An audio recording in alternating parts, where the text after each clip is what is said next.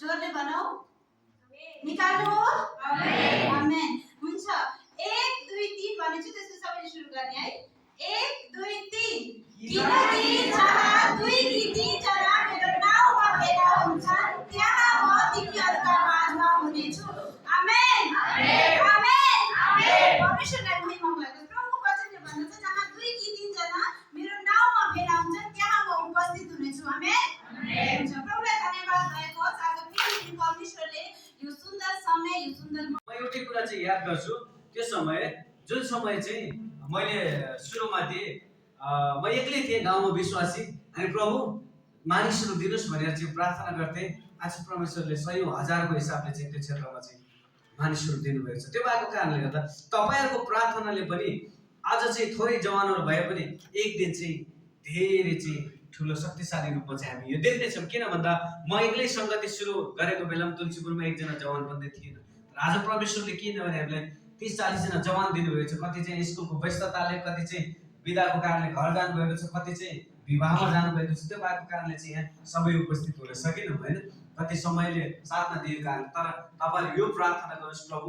मलाई चाहिँ धेरै जवानहरू दिनुहोस् होइन हाम्रो चर्चमा चाहिँ दिनुहोस् किन भन्दा यहाँनिर चाहिँ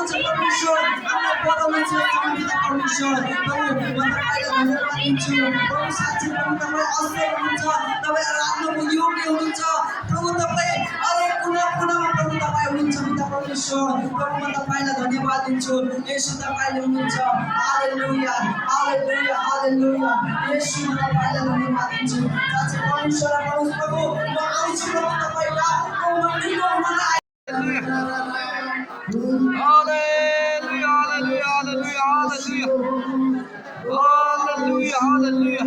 Yes, Lord Jesus.